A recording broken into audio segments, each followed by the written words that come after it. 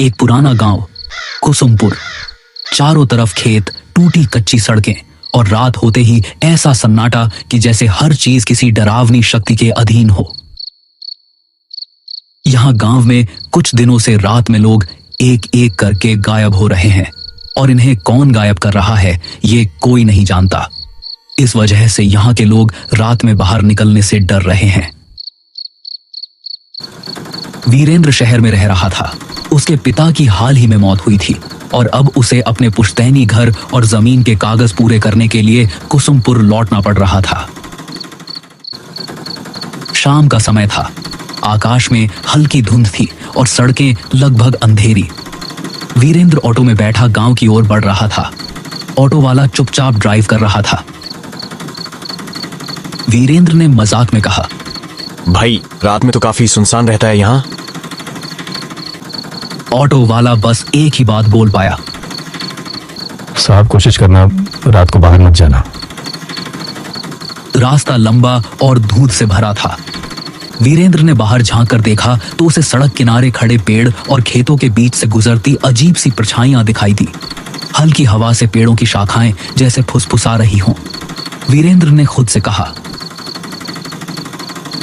बस शहर में रहकर ही अच्छा था।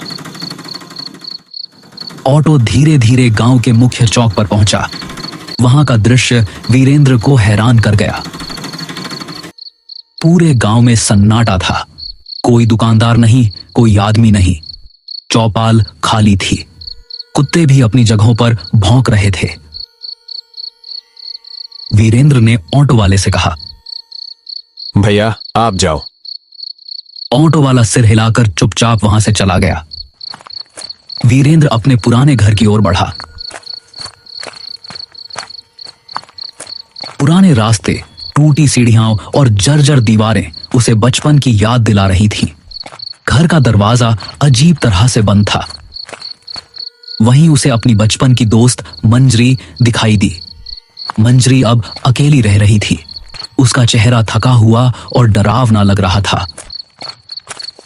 मंजरी ने धीरे से कहा, और वीरेंद्र इतने साल बाद कैसे हो, क्या हालचाल है और यहां आना कैसे हुआ?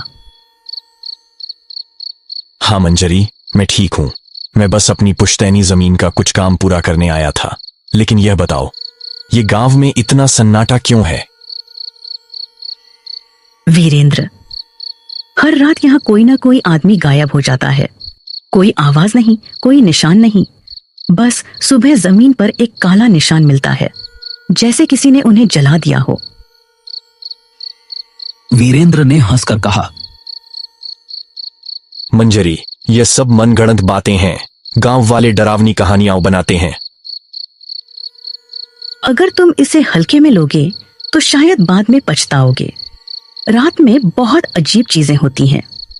आवाजें, परछाइयां और कभी कभी नाम पुकारने वाली आवाजें।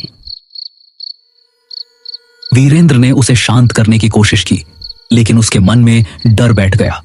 वह जानता था कि रात अब शुरू हो चुकी है और गांव का सन्नाटा धीरे धीरे उसे अपने घेरे में ले रहा है। रात गहरी होने लगी। वीरेंद्र घर के पुराने कमरे में बैठा धुंध से ढकी खिड़कियों के बाहर झांक रहा था। हर खिड़की पर अजीब सी परछाइयां गुजर रही थीं। कभी हवा में फुसफुसाहटें, कभी दीवारों के पीछे किसी का नाम पुकारना। वीरेंद्र ने सोचा, यह सब अजीब है, लेकिन उसके पास समय कम था। वो डरते डरते सोया। अगले दिन जमीन और घर के कागज कंप्लीट करने थे।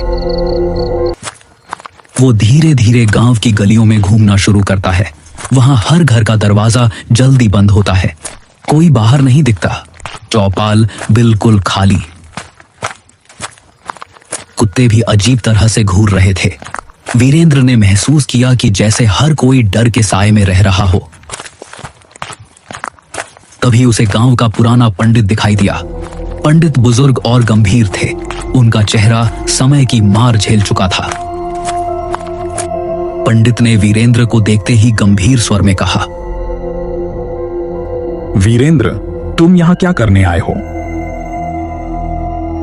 पिताजी के जमीन के कागज पूरे करने, लेकिन ये सब अजीब क्यों है? यह गांव शापित है और यह श्राप उसी जमीन से जुड़ा है जो तुम्हारे परिवार की थी। वीरेंद्र हैरान रह गया। उसने पूछा, कैसा श्राप? तुम्हारे दादा ने इस जमीन पर एक मंदिर गिरवाया था। उस मंदिर में एक रक्षक की आत्मा थी जो गांव की रक्षा करती थी। जब मंदिर टूट गया, आत्मा कैद हो गई। अब यह हर रात किसी इंसान की आत्मा खींचती है ताकि अपनी कैद से मुक्त हो सके। वीरेंद्र ने पंडित की बातों को बड़ी गौर से सुना, लेकिन उसके भीतर डर बैठ चुका था। वीरेंद्र ने पंडित की बातों को सोचते हुए रात बिताई। आसपास के धुंध और आवाजें उसे लगातार परेशान कर रही थीं। दीवारों के पीछे फुसफुसाहटें, हवाओं में नाम पुकारने की आवाजें और खिड़कियों से गुजरती काले साए उसे मानसिक रूप से कमजोर कर रहे थे। अगले दिन वीरेंद्र ने तय किया कि वह उस जगह जाएगा जहां मंदिर था। उसे जानना था कि क्या सच में यह श्राप उसके परिवार की गलती का परिणाम है। वीरेंद्र, मत जाओ वहां, यह खतरनाक है। तुम्हें शायद बचकर नहीं निकल पाओगे। मुझे सच्चाई जाननी है। अब डर कोई काम नहीं आएगा। रात का समय था। पूरा गांव वीरेंद्र को रोकने की कोशिश कर रहा था, लेकिन वीरेंद्र ने हिम्मत दिखाते हुए आगे बढ़ना तय किया। वीरेंद्र उस जगह पहुंचा। चारों तरफ जली हुई मिट्टी, टूटी दीवारें और बीच में एक पुराना बुझा हुआ दिया पड़ा था। वीरेंद्र ने धीरे से दिया जलाया। जैसे ही लौ उठी, जमीन हिलने लगी, हवा में सिसकारियां गूंजने लगी। वीरेंद्र का मन डर से कांप रहा था। तभी मंजरी वहां पहुंचती है, लेकिन उसका चेहरा बदल चुका था। उसकी आंखों में अब शैतानी शक्ति दिख रही थी। मंजरी इंसान नहीं थी, वो वही राक्षस की आत्मा थी जो मंदिर टूटने पर कैद हो गई थी। सालों से मंजरी गांव के लोगों को मार रही थी ताकि उन्हें अपने अंदर खींचकर श्राप से मुक्त हो सके, लेकिन अब वीरेंद्र के लौटने से उसकी कैद पूरी तरह टूटने वाली थी। मैं अब तुम्हें नहीं छोड़ूंगी। तुम्हें निगलने के बाद मैं इस श्राप से मुक्त हो जाऊंगी। नहीं, मुझे छोड़ दो। लेकिन आसपास धुआं फैल जाता है।